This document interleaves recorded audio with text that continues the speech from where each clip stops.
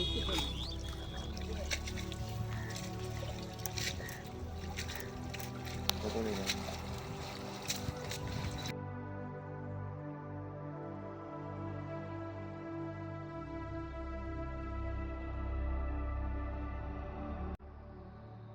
मखाना का खेती जो है हम करीबन 7-8 साल से कर रहे हैं। अच्छा बेनिफिट होती है, कभी कभी नुकसान भी जाता है। तो इसमें जो है सबसे पहला तो है जो नवंबर में इसका, अगर नया खेती आप कर रहे हैं तो नवंबर में इसका सीड पानी के अंदर डाला जाता है। फिर ये दिसंबर जनवरी तक जो है ना इसका पौधा आता है। उसके बाद जो है ये फरवरी में ट्रांसप्लांट करने लायक हो जाता है। फरवरी में आप इसको ट्रांसप्लांट कर सकते हैं। उसके बाद पानी बराबर रहना चाहिए, जैसे कि कम से कम 1.5 फीट पानी होना चाहिए। अगर खेती में कर रहे हैं तो 1.5 फीट पानी होना चाहिए और पानी कंटिन्यू होना चाहिए। ट्रांसप्लांटिंग इसका जो है पर मीटर 1 पेड़ लगना चाहिए। एक पेड़ का दूरी दूसरे पेड़ से 1 मीटर का होना चाहिए। करीबन आपको 1 हेक्टेयर में 10,000 पेड़ का आवश्यकता पड़ेगा पौधा का। 10,000 पौधा लगेगी उसमें। और रही बात उपज की, तो फसल अगर अच्छी है, समय साथ दे रहा है मौसम, तो बढ़िया फसल होगा। कहा जाए तो वैसे अच्छा फसल अगर होता है तो 1 हेक्टेयर में 25 कुंटल करीबन हो जाता है, 25 से 26 कुंटल। अगर उसको एकड़ को लिया जाए तो मान लीजिए 8 कुंटल करीबन होता है। और हार्वेस्टिंग का समय आपका हो जाता है, जैसे फरवरी में लगाए तो उसका हार्वेस्टिंग का समय हो जाता है आपको जुलाई लास्ट से जो है हार्वेस्टिंग चालू हो जाता है। और समझिए मध्यम जुलाई से भी हार्वेस्टिंग चालू होता है, लेकिन जुलाई लास्ट से इसका अच्छा समय होता है, क्योंकि पौधा भी गलना चालू हो जाता है। उसके बाद में आप अक्टूबर तक इसको ले जा सकते हैं। जैसे जैसे आप लेट से पौधा लगाए उस तरह से आप अक्टूबर तक ले जा सकते हैं इसको। अक्टूबर तक निकलता है। अक्टूबर के बाद मौसम कुछ ठंडा हो जाता है, तो ठंडा में मज़दूर लोग पानी में नहीं जाता है, इसके वजह से अक्टूबर तक ही निकलता है। बाकी इसको रखने के लिए फिर नवंबर के बाद से जो है, नवंबर से ये सीड फिर से जनरेशन होने लगेगा।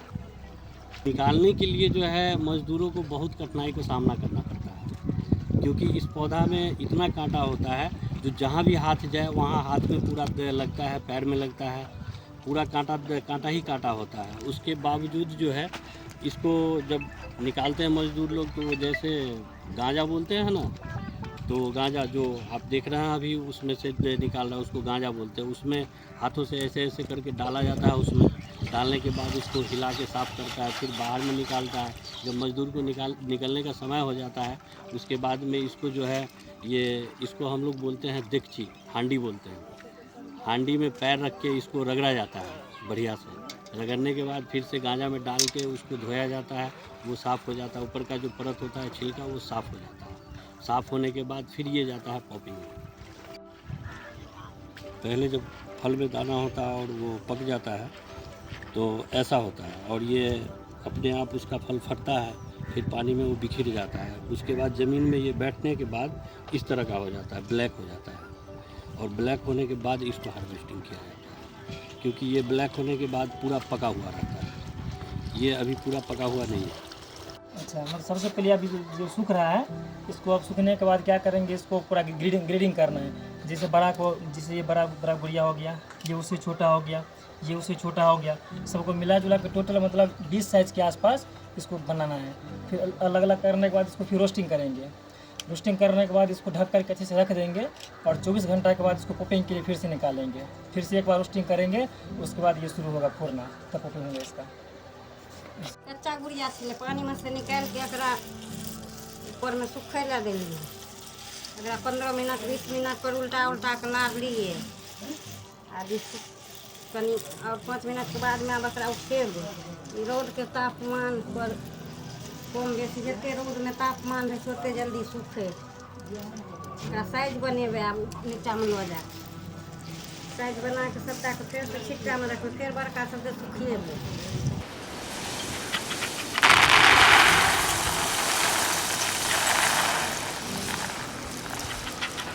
ये जो है पूरा को एक एक करके, जैसे अभी 3 नंबर लगाए हुए हैं साइज में।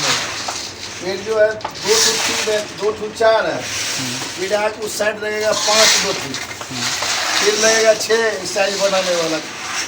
इसको अलग अलग टोकरी में रखा जाएगा। उसके बाद जो है इसको गर्म करके तैयार होगा। इसको कंप्रेसर में जितना तैयारी होगा